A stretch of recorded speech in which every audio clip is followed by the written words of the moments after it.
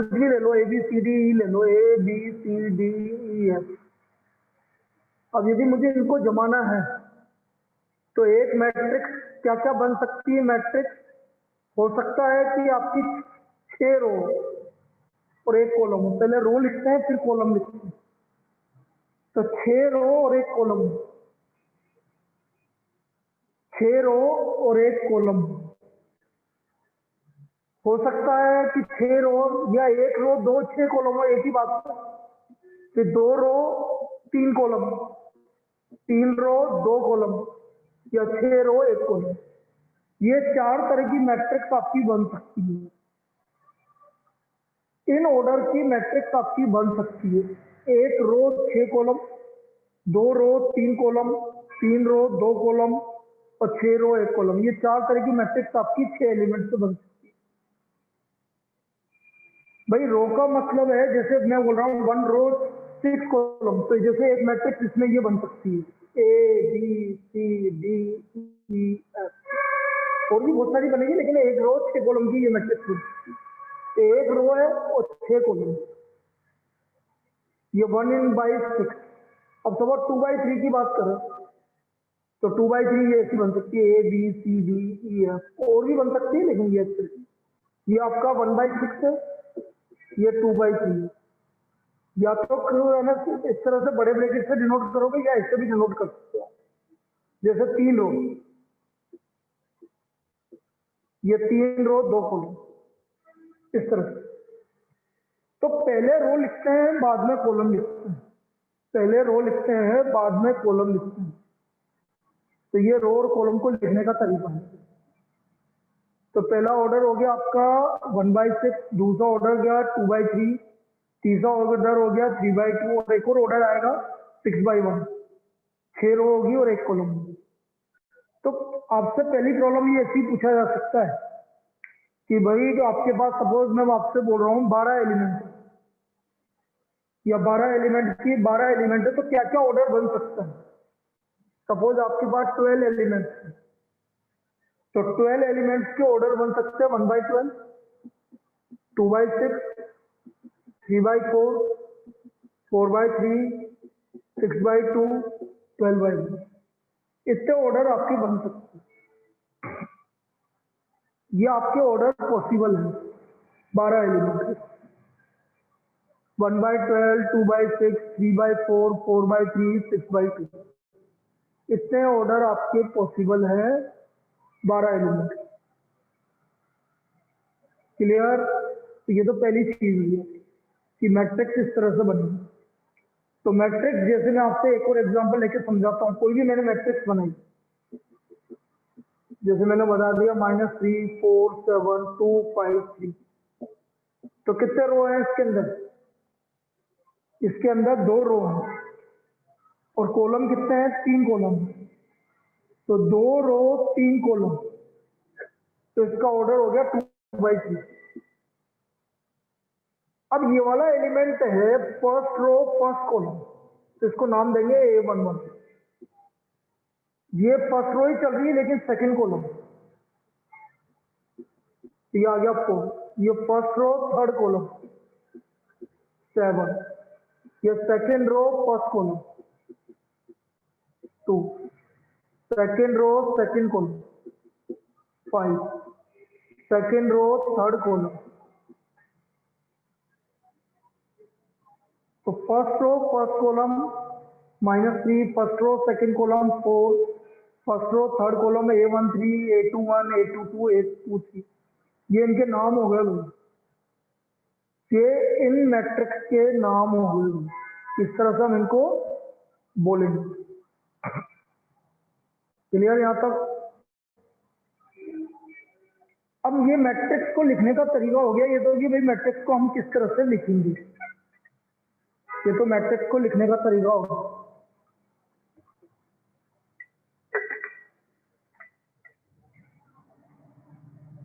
अब देखिए इधर,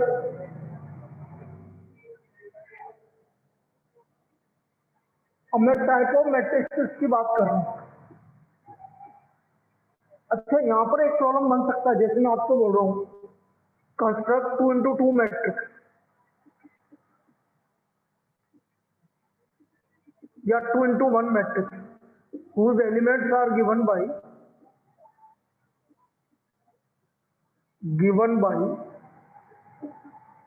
aij equal to I minus 2j upon 5. aij I minus 2j upon 5. हमें ऑर्डर बनाना 2 by 1,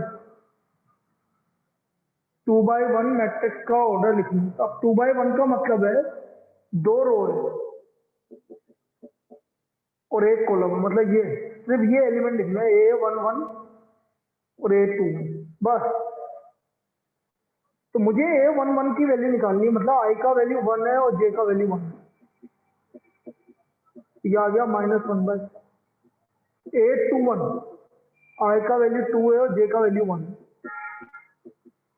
0। तो हमारा जो मैट्रिक्स आया ये आ गया -1/5 और मैट्रिक्स ए आ गया -1/5 और 0। This is matrix. क्लियर है? ये 2 by 1 मैट्रिक्स इस तरह से बनाएंगे हम। तो ये 2 by 1 मैट्रिक्स बनाने का तरीका है, इस तरह से हम 2 by 1 मैट्रिक्स बनाएंगे। अब हम बात कर रहे हैं टाइप ऑफ मैट्रिक्सेस कि मैट्रिक्सेस कितनी तरह की होती है।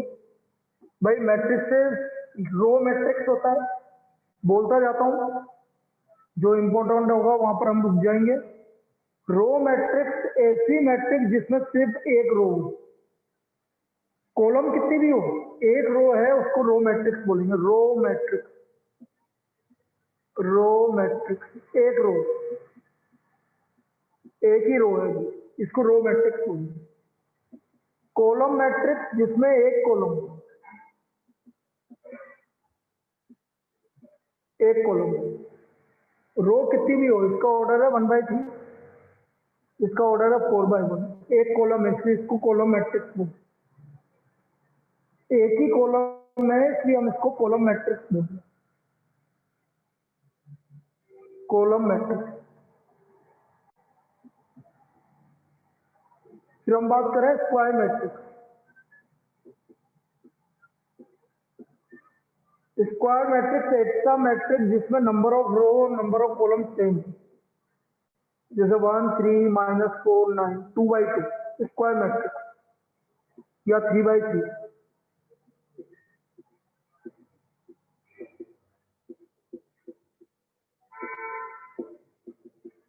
ये आपका स्क्वायर मैट्रिक्स।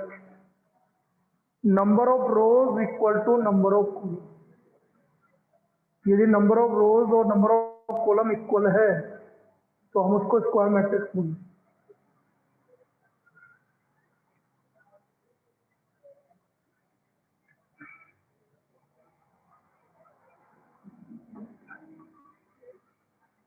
स्क्वायर मैट्रिक्स के बाद डायगोनल मैट्रिक्स। डायगोनल मैट्रिक्स का मतलब है ऐसा मैट्रिक्स जिसमें, ऐसा स्क्वायर मैट्रिक्स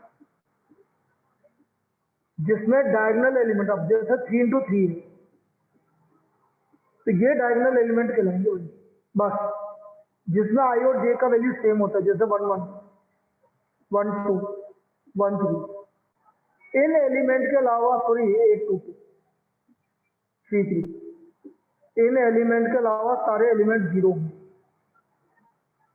इन एलिमेंट के अलावा सारे एलिमेंट 0 होंगे डायगोनल मैट्रिक्स।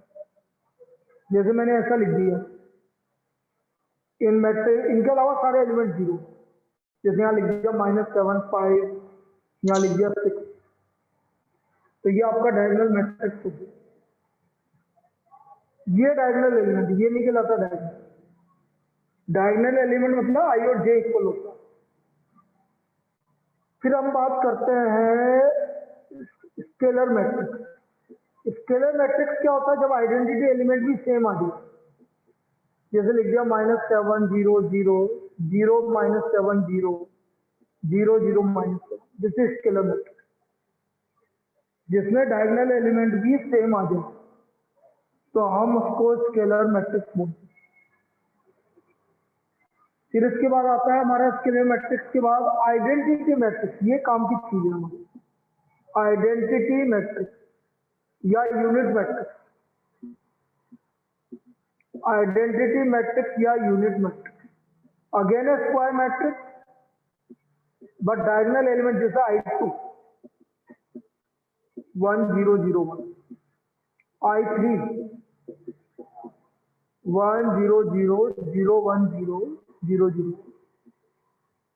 या I2 और I3।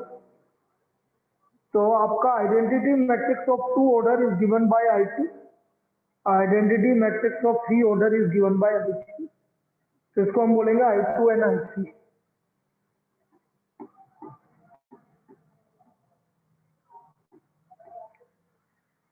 अब एडिशन और सब्ट्रैक्शन कैसे करेंगे?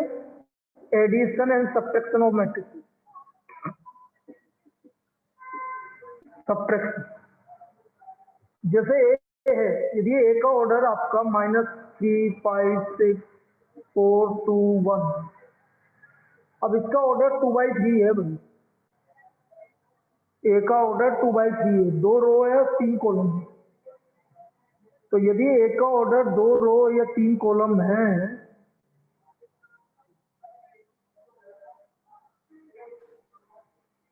तो हमारा यदि बी से ऐड करना है या सब्ट्रैक्ट करना है तो उसका ऑर्डर भी यही होना चाहिए, जैसे 4 8 7 5 9 3। अब मुझे इसको ए प्लस बी करना है तो दोनों का ऑर्डर सेम होना चाहिए पहली बात तो, और करस्पॉन्डिंग एलिमेंट ऐड होंगे 1 13 13 9 11 4, this is A plus B. तो ये हमारा ए प्लस बी मैट्रिक्स होगी। इसका मतलब कोई भी दो मैट्रिक्स को ऐड कब करेंगे? जब दोनों का ऑर्डर सेम होगा, जब दोनों का ऑर्डर सेम होगा और करस्पॉन्डिंग एलिमेंट ऐड होंगे, करस्पॉन्डिंग एलिमेंट ऐड होंगे, तब जाके ऐड होंगे। तो दिस इज कॉल्ड एडिशन। अब सब्ट्रैक्शन करना है मुझे, जैसे मेरे को निकालना है 2a - 3b सपोज, तो समझना 2a - 3b मतलब a को 2 से मल्टीप्लाई करना, तो सारे एलिमेंट 2 से मल्टीप्लाई हो जाएंगे, -3b इसके सारे एलिमेंट 3 से मल्टीप्लाई हो जाएंगे,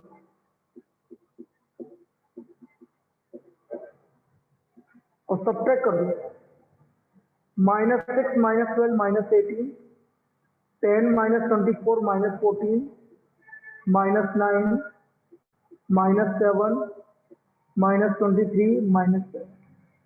तो ये हमारा 2a - 3b आ गया। This is equal to 2a - 3b। ये हमारा मैट्रिक्स 2a - 3b आ गया। तो मैट्रिक्स एडिशन और सब्ट्रैक्शन कब होगा? जब दोनों का ऑर्डर सेम होगा और करस्पॉन्डिंग एलिमेंट ऐड या सब्ट्रैक्ट होगा। अब इसमें प्रॉब्लम आ सकती है एडिशन। कैसे आएगी प्रॉब्लम? जैसे मैं आपसे बोल रहा हूं, आपको इस तरह से बोल दिया कि कोई मैट्रिक्स है, जैसे मैं बोल रहा हूँ दिया x + y 3 5 4 + 7 5 2x - y 8 = 10। ये हो गया 8, ये हो गया आपका सपोज 12 बोल लो, कुछ भी बोल लो, और ये 12। अब मैंने बोला कि भाई x और y की वैल्यू निकालना, इस तरह की प्रॉब्लम बन गई। मैंने बोला find the value of x और y। अब देखो यहाँ पर एक चीज समझो, 3 + 5 = 8 बिल्कुल सही आ रहा, 4 + 8 = 12 बिल्कुल सही आ रहा। तो सिंपल सी बात है, x + y + 7 = 10। तो हमारी पहली इक्वेशन आ गई x + y = 3। फिर 2x - y 5 + 2x - y = 12, तो 2x - y = 7 आ गया। दोनों को सोल्व कर लो, x + y = 3 ऐड कर दो, तो x की वैल्यू आ गई 10/3, और x की वैल्यू 10/3 आ गई, तो 3 - 10/3 -1/3। तो ये हमारी x और y की वैल्यू आ गई। इस तरह से हम x और y की वैल्यू निकालेंगे। क्लियर? तो ये एडिशन में एक प्रॉब्लम बिल्कुल सिंपल सी इस तरह से पूछी जा सकती है। अब हम बात करें मल्टीप्लिकेशन, ये इंपॉर्टेंट पार्ट है। सिंपल मल्टीप्लाई करना आना चाहिए बेटा, सिंपल मल्टीप्लाई करना आना चाहिए। जैसे मल्टीप्लाई कैसे होता है पहले तो ये समझा देते हैं। जैसे कोई भी ए मैट्रिक्स और बी मैट्रिक्स, इनको मल्टीप्लाई करना है, तो वो ए का ऑर्डर 1/2 है और बी का ऑर्डर 2/3 है, तो ये दोनों सेम होने चाहिए भाई, तभी मल्टीप्लाई होगा। इसका मतलब पहला मैट्रिक्स का नंबर ऑफ कॉलम दूसरे मैट्रिक्स के नंबर ऑफ रो के इक्वल होना चाहिए। ये याद रखो, आपको आपके डायरेक्ट थ्योरेटिकल फॉर्म में भी पूछ लेता है वो।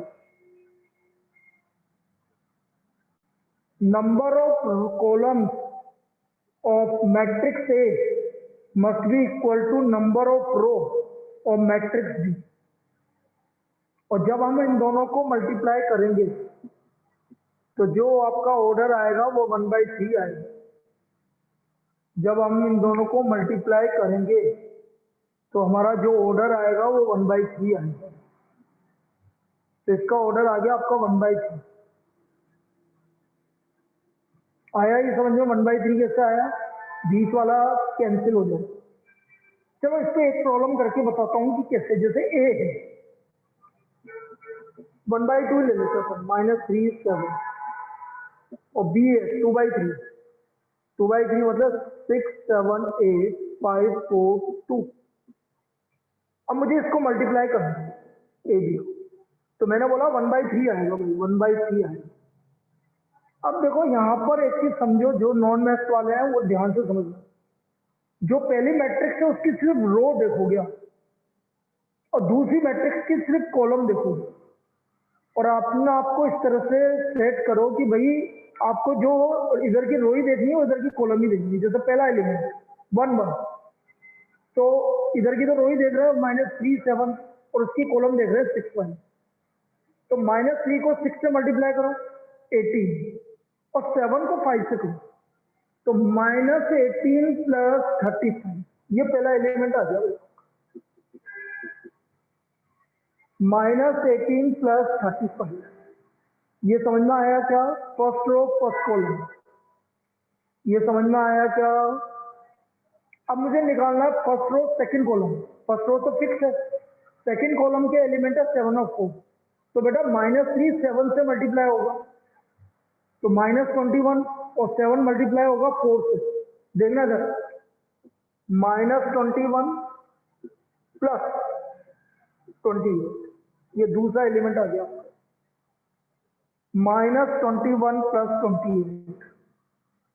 फिर मैं बोल रहा हूँ फर्स्ट रो थर्ड कॉलम, तो फर्स्ट रो तो फिक्स है, थर्ड कॉलम में 8 2 आ रहा, तो -3 किससे मल्टीप्लाई होगा बेटा? -3 किससे मल्टीप्लाई होगा? 8 से होगा, तो -24। देखो सर, -24 + 14,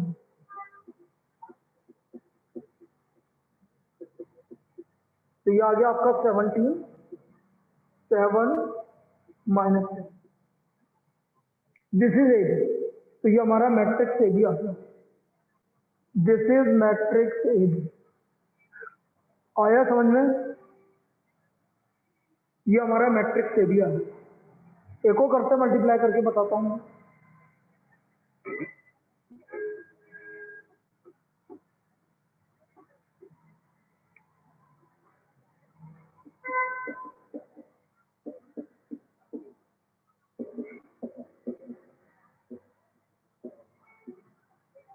अब मुझे इन दोनों को मल्टीप्लाई करना है।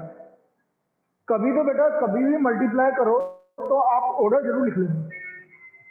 फर्स्ट का ऑर्डर कितना है? ए का ऑर्डर कितना है बेटा? ए का ऑर्डर कितना है? मैट्रिक्स ए का ऑर्डर बोलो बेटा, जल्दी बोलो यार। 1/3, 1/3, और इसका ऑर्डर कितना? 3/1। ये दोनों हट जाएगा तो 1/1, एक सिंगल एलिमेंट आएगा भाई। First row first column 7 plus 18 plus 24, तो 24 और 18 42 14। चलो इसका आंसर आ गया, ए बी का वैल्यू 49 आंसर आ गया। बेटे एक सिंगल वैल्यू आएगी, क्योंकि 1 इंटू 1 कोई मैट्रिक्स नहीं होता है, तो आप उसको सिंगल वैल्यू लिख सकते हैं।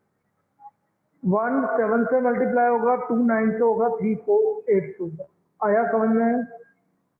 तो ए बी का वैल्यू हमारा 49 आ गया, तो ये इसका वैल्यू आ गया। तो मैट्रिक्स को मल्टीप्लाई इस तरह से करते हैं। अब यहां पर एक चीज और समझना, आई का आप कुछ भी निकाल दीजिए, कुछ भी निकाल दीजिए, हमेशा आई होता है। आई मतलब आइडेंटिटी मैट्रिक्स। कोई भी आइडेंटिटी मैट्रिक्स है, आप उसकी कितनी भी पावर कर लीजिए, हमेशा आई आएगा। आई स्क्वायर करोगे तो भी आई आएगा, आई क्यूब करोगे तो भी आई आएगा, आई की पावर 4 करोगे तो भी आई आएगा। अच्छा सुनिए, कल अपन टेस्ट का डिस्कशन इसी टाइम पे रखते हैं 12 से, ठीक है? ऑफलाइन ऑनलाइन दोनों रखेंगे। 12 से 1 टेस्ट का डिस्कशन रखेंगे, आज के टेस्ट का डिस्कशन, ठीक है? तो जिसको ऑफलाइन आना वो ऑफलाइन आ सकता है, ऑनलाइन आना ऑनलाइन आ सकता है। 12 से 1 कल। तो आई स्क्वायर, आई क्यूब, आई की पावर 4, आई की पावर 5, सबका वैल्यू आई के इक्वल आएगा, सबका वैल्यू आई के इक्वल आएगा। अब जैसे मैं ए स्क्वायर, एक काम करते हैं, ए स्क्वायर, ए है हमारे पास सपोज 2 माइनस 5 3 7, और मुझे ए स्क्वायर निकालना है। तो बेटा ए स्क्वायर का मतलब है ए को ए से मल्टीप्लाई करना है, ये ए है, इसको ए से मल्टीप्लाई करना है, ए को ए से मल्टीप्लाई करना है। अब देखो दोनों 2 इंटू 2 है, तो मल्टीप्लाई करने पे भी 2 इंटू 2 आएगा। अब फर्स्ट रो फर्स्ट कॉलम, पहला एलिमेंट, कोई बताएगा पहला एलिमेंट क्या आएगा? मैथ्स वाले नहीं बताएंगे, नॉन मैथ्स वालों से पूछ रहा हूं मैं, मैथमेटिक्स वाले नहीं बताएंगे। नॉन मैथ्स वाले बोलो बेटा क्या आएगा? 4 प्लस, अभी बेटा एक सिंगल ही नहीं आएगा, first row first column, 4 plus 4 के साथ क्या प्लस होगा? -15, बिल्कुल सही है, 4 minus 15, 4 minus 15, first row second column, first row second column, -10, बिल्कुल सही है, -10 माइनस 35, बेटा -21 नहीं आएगा, किसने बोला था ये? First row first column, first row second column, ये रहा first row second column, -10 minus 35, second row first column और सेकंड रो सेकंड कॉलम, -11 -45 27 और 34, ये आपका ए स्क्वायर आ गया। दिस इज ए स्क्वायर, ये हमारा ए स्क्वायर आ गया। क्लियर है? ए स्क्वायर, ए स्क्वायर क्लियर है? अब किसी मैट्रिक्स को आई से, जैसे मैं आपसे बोलूँ ए आई, या बोल दो आई है, एक ही बात है, ए ही आई। किसी मैट्रिक्स को आई से मल्टीप्लाई करेंगे तो ए ही आएगा आपका।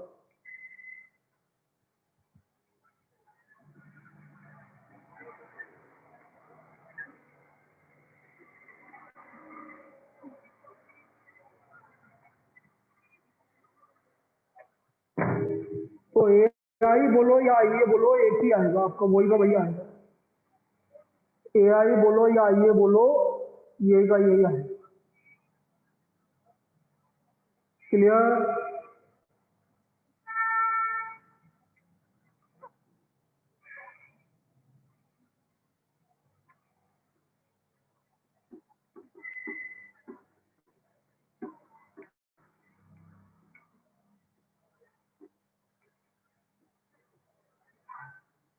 ए I A equal to I.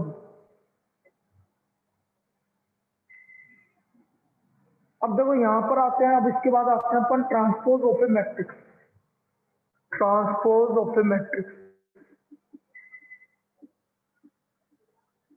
Transpose of a matrix की बात करें तो ट्रांसपोज क्या होगा, या तो ट्रांसपोज को ए की पावर टी से डिनोट करोगे या ए डैश से डिनोट करोगे।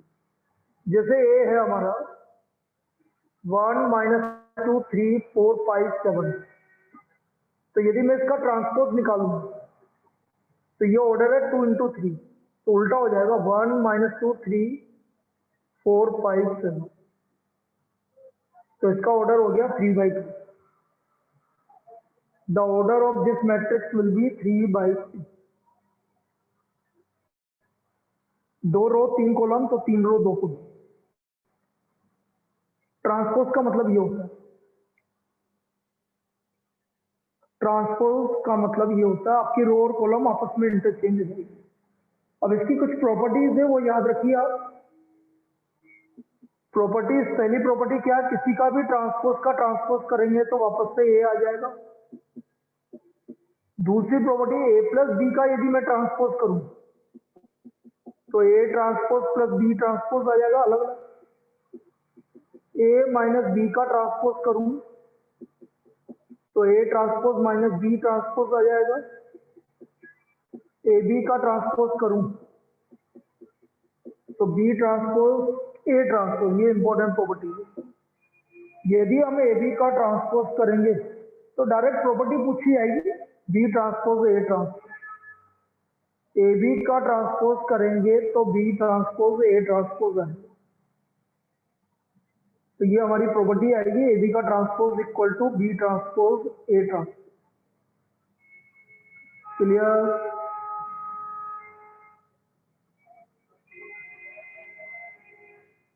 क्लियर है?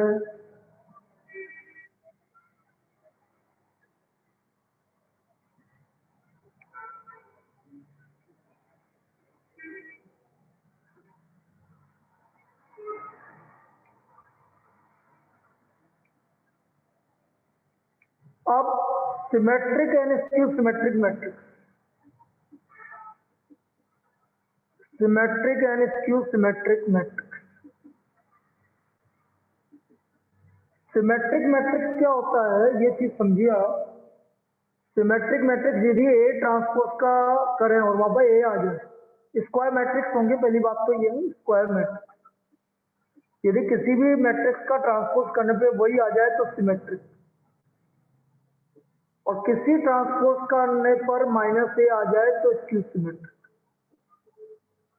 स्क्यू सिमेट्रिक, तो यदि ए ट्रांसपोज इक्वल टू ए आ जाए तो डायरेक्ट प्रॉपर्टी याद रखनी, यदि किसी मैट्रिक्स का स्क्वायर मैट्रिक्स, इंपॉर्टेंट ये है कि स्क्वायर मैट्रिक्स ही होगा, यदि किसी स्क्वायर मैट्रिक्स का ट्रांसपोज करें और वापस से ए आ जाए तो हम उसको सिमेट्रिक बोलेंगे, और माइनस ए आ जाए तो स्क्यू सिमेट्रिक बोलेंगे। जैसे कोई भी एक मैट्रिक्स है समझिए ए इक्वल, मैंने बोला 3 5 7 और मैंने यहाँ 5 7 लिख दिया भाई, फर्स्ट रो फर्स्ट कॉलम। तब वो 8 -10, तो यहाँ पर भी -10 लिख दिया और ये 11 लिख दिया। अब यदि मैं इसका ट्रांसपोज करूंगा तो वही आएगा, फर्स्ट रो को फर्स्ट कॉलम में लिख दो, मैंने बनाया ही इसे। चलो वापस से ए आ गया, तो ये आपका सिमेट्रिक मैट्रिक्स है। तो ये सिमेट्रिक मैट्रिक्स है क्योंकि मैं ए ट्रांसपोज करने पर वापस से ए आ गया, इसलिए हम इसको सिमेट्रिक मैट्रिक्स बोले। स्क्यू सिमेट्रिक मैट्रिक्स में प्रॉपर्टी क्या है, आपका डायगोनल एलिमेंट 0 आएगा स्क्यू सिमेट्रिक मैट्रिक्स में। जैसे आपका है ए इक्वल, ये डायगोनल एलिमेंट 0 है। जैसे यहाँ -7 8 है तो मैं लिखूंगा 7 -8, ये 5 है तो यहाँ लिखूंगा -5, उल्टा। अब मैं इसका ट्रांसपोज करूंगा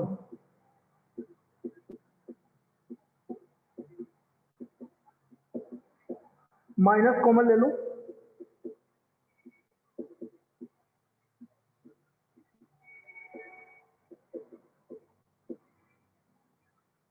तो ये आ गया A transpose equal to minus. A transpose equal to -A। तो ये हमारा स्क्यू सिमेट्रिक मैट्रिक्स हो गया। तो इसमें प्रॉपर्टी क्या बनी? प्रॉपर्टी ये बनी कि diagonal element of skew symmetric matrix will B 0। Diagonal element skew symmetric matrix का 0 होगा। Diagonal element of skew symmetric matrix will B 0। ये diagonal element skew symmetric matrix का 0।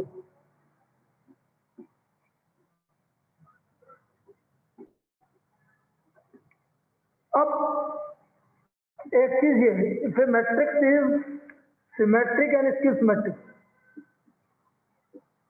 Symmetric and skew symmetric both, यदि कोई भी matrix symmetric भी और skew symmetric भी, तो बेटा फिर वो कौन सा मैट्रिक्स होगा? यदि कोई मैट्रिक्स सिमेट्रिक भी है और स्क्यू सिमेट्रिक भी है, तो वो मैट्रिक्स कौन सा होगा? आइडेंटिटी मैट्रिक्स होगा, जीरो मैट्रिक्स होगा। बिल्कुल सही, मैं ऑप्शन दे रहा था, तो आंसर होगा जीरो मैट्रिक्स, क्योंकि जीरो मैट्रिक्स ही ऐसा है, मैट्रिक्स है जो सिमेट्रिक भी हो सकता है और स्क्यू सिमेट्रिक भी हो सकता है। तो ये आपको याद रखना पड़ेगा, zero matrix will B symmetric and skew symmetric matrix. अब यहां पर एक चीज और है, डिटरमिनेंट की बात भी मैं यहां कर लेता हूं, क्योंकि सिमेट्रिक और स्क्यू सिमेट्रिक पे तो डिटरमिनेंट की बात भी यहां कर लेते हैं। Determinant of skew symmetric matrix of odd order is always equal to 0. Determinant of skew symmetric matrix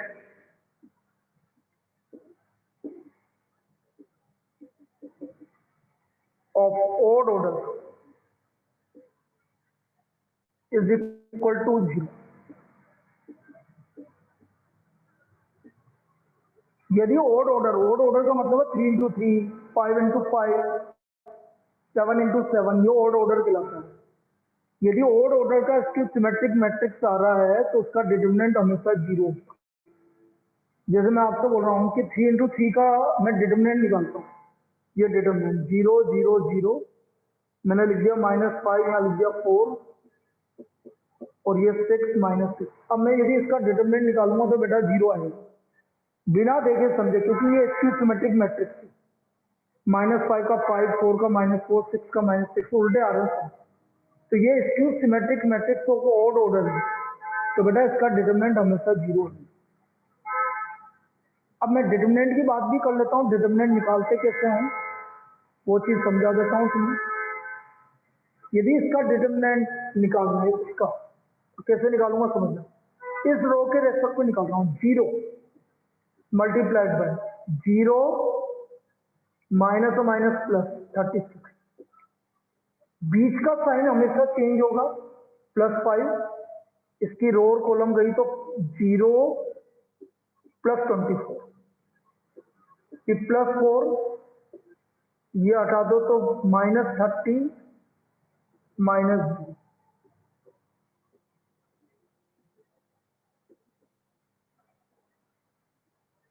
अभी डिटरमिनेंट निकालना अभी और बता रहा हूँ, डिटरमिनेंट निकालना है तो अभी सिखा देंगे आपको। तो determinant of skew symmetric matrix of odd order is 0। Odd order का जो भी डिटरमिनेंट होगा स्क्यू सिमेट्रिक मैट्रिक्स, उसका डिटरमिनेंट 0 के इक्वल होगा। अब डिटरमिनेंट निकालना मैं यही बता रहा हूँ, देखो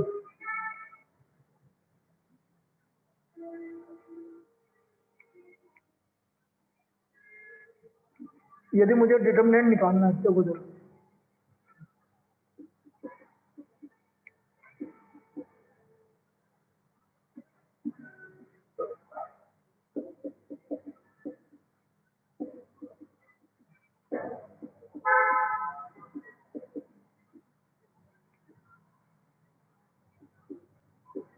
डिटरमिनेंट है,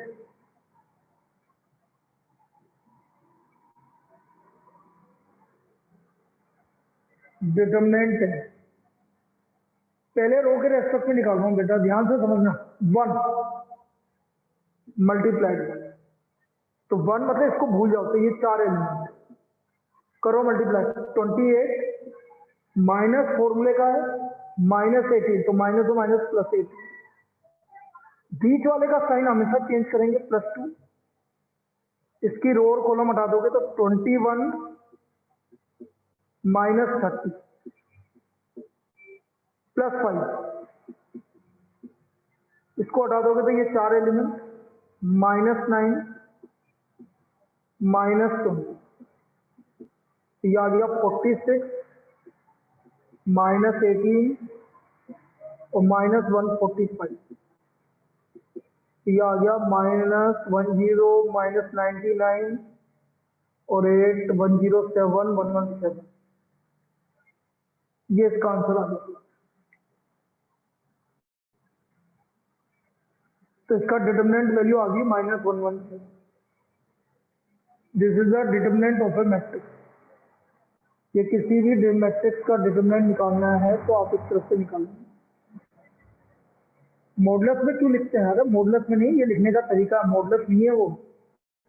है क्या बोल रहा है यशवर्धन? पिटाई खाएगा, मैथमेटिक्स हो के ऐसी बातें कर रहा है।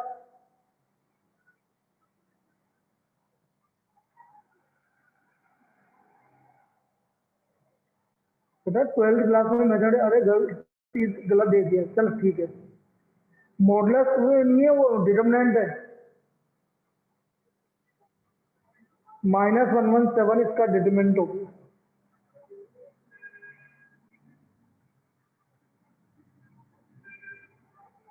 अब देखिए जरा भाई, कुछ प्रॉपर्टी है इसकी सिमेट्रिक मैट्रिक और सिमेट्रिक की। क्या प्रॉपर्टी है समझना। यदि किसी भी मैट्रिक्स में उसका ट्रांसपोज ऐड करोगे तो सिमेट्रिक आएगा, कोई सा भी मैट्रिक्स। किसी भी मैट्रिक्स में उसमें ट्रांसपोज सब्ट्रैक्ट करोगे तो इसकी सिमेट्रिक आएगा, और किसी भी मैट्रिक्स को उसके ट्रांसपोज से मल्टीप्लाई करोगे तो सिमेट्रिक आएगा। ये 3 प्रॉपर्टी याद रखो।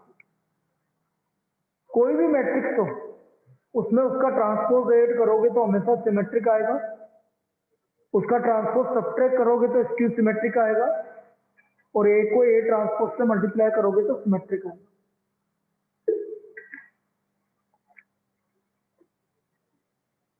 अब डिटरमिनेंट पे आ जाते हैं भाई, ये तो आपका मैट्रिक्स का काम कंप्लीट। डिटरमिनेंट 2 × 2 का ऐसे निकलेगा। कभी कभी ऐसी प्रॉब्लम पूछी जाती है आपसे, 1 5 3 4 इक्वल टू x 5 3 4 या x। अब मैं आपसे बोल दूं कि भाई इसमें x की वैल्यू क्या है, तो स्टूडेंट क्या लिख के आता है, उसमें ऑप्शन होगा x का वैल्यू 1 and 4 बोथ। देखो ये कुछ ऑप्शन इस तरह से होंगे।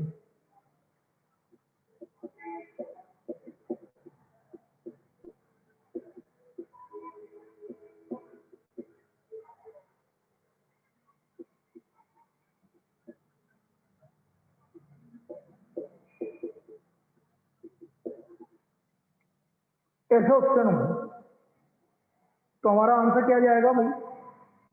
मैथ्स वाले नहीं बोलेंगे, नॉन मैथ्स वालों को बोलेंगे। आंसर क्या जाएगा? बोलो भाई, रिद्धि बोल, क्या जाएगा? ए जाएगा। बी, अब रूपम ने देख मैथ्स होके बोल दिया ना बेटा, ए नहीं जाएगा, ये डिटरमिनेंट है, ये नहीं जाएगा, ये नहीं जाएगा, ये नहीं जाएगा। डिटरमिनेंट में कंपेयर नहीं करते हैं बेटा, इसलिए याद रखो, इसलिए करवाया। डिटरमिनेंट में कंपेयर नहीं करते हैं, इसमें डायरेक्ट सोल्व करते हैं। 4 - 15 इक्वल टू x² -15, -15 से -15 कैंसिल हो गया, तो x का वैल्यू +-2 आ गया। x का वैल्यू +-2 आ गया। बेटा मैट्रिक्स में कंपेयर करते हैं, डिटरमिनेंट में कंपेयर नहीं करते हैं, ये याद रखना है। ठीक है, चलिए और देखते हैं।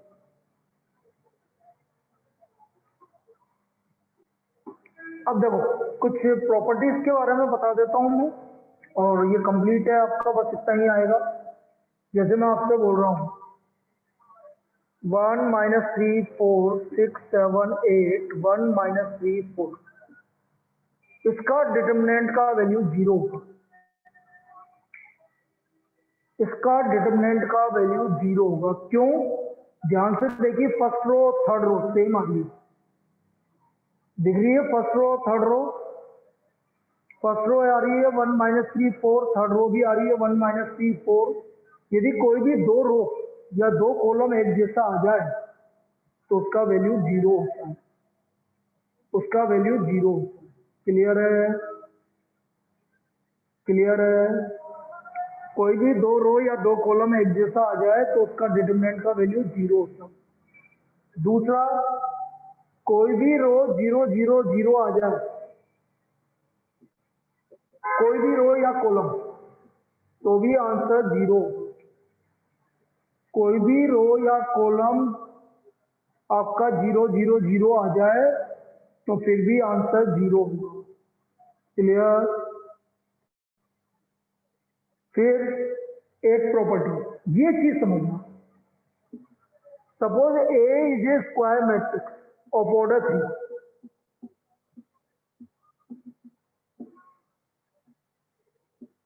and determinant A equal to 5.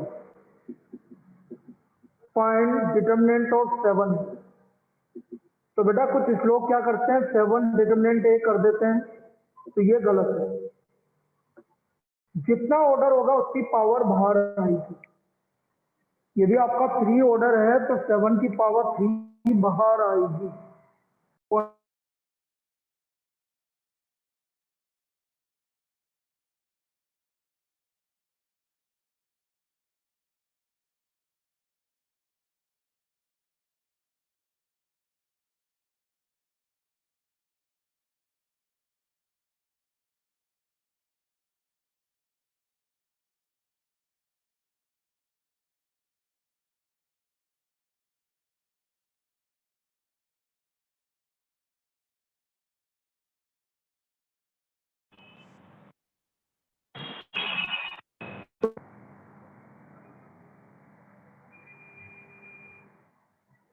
तो हम क्या बोल रहे हैं, डिटर्मिनेंट ऑफ 7 ए आएगा 7 क्यूब डिटर्मिनेंट है,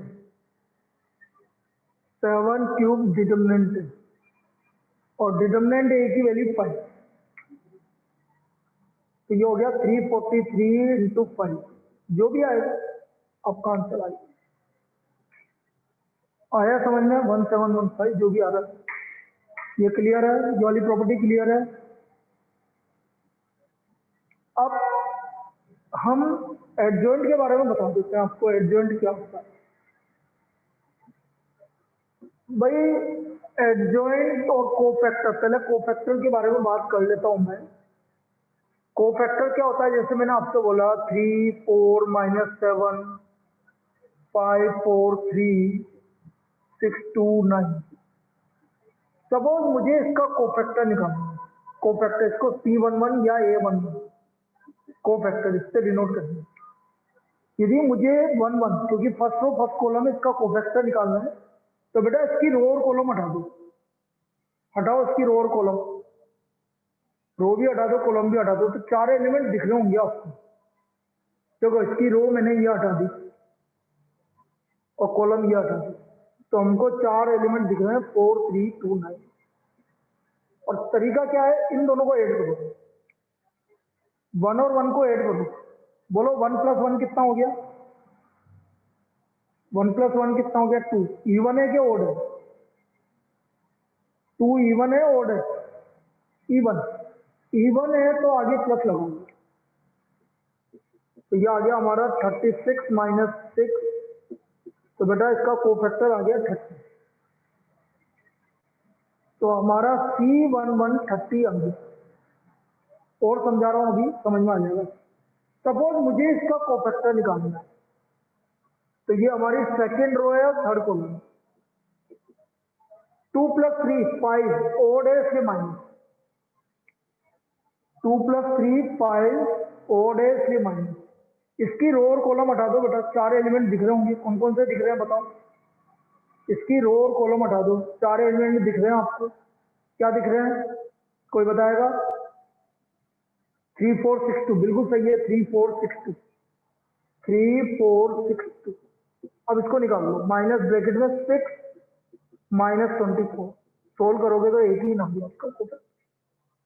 ये इसका कोफैक्टर आ गया बेटा, कोफैक्टर निकाल आया है। एक और निकाल देता हूं मैं, सबों में ये वाला कोफैक्टर निकाल दूं, C32, 3 + 2 5 ओड है इसलिए माइनस। बेटा इस 2 की रो और कॉलम हटा दो, इस 2 की रो और कॉलम हटा दो, सारे एलिमेंट बताओ मुझे। हाँ हाँ हाँ हाँ हाँ हाँ हाँ, गलत बोल दिया बेटा, 3 - 7 है बेटा, वो 3 - 7, फिर गलत बोल दिया, 3 - 7 6 9, गलत है बेटा दीपांशु, लक्षिता का सही है। 3 - 7 बेटा इसकी रो, ये हटी रो, कॉलम ये हटी, 9 + 35 तो -44 आए, -44। क्लियर? इस तरह से हम कोफैक्टर निकालेंगे, ये कोफैक्टर निकालने का तरीका है। अब जो भी कोफैक्टर आया, एडजॉइंट क्या होता है? एडजॉइंट होता है जो भी कोफैक्टर आया, जैसे 2 3 × 3 C1 2 C1 3, ये जितने भी कोफैक्टर आए इनको लिख के इनका ट्रांसपोज कर देंगे तो हमारा एडजॉइंट मिल जाएगा। जितने भी कोफैक्टर आया है इनको लिख के उनका ट्रांसपोज कर देंगे तो हमारा एडजॉइंट आ जाएगा। तो this will be the adjoint of the matrix. तो ये आपका एडजॉइंट ऑफ द मैट्रिक्स आ जाएगा। आया समझ में? तो this will be the adjoint of the matrix.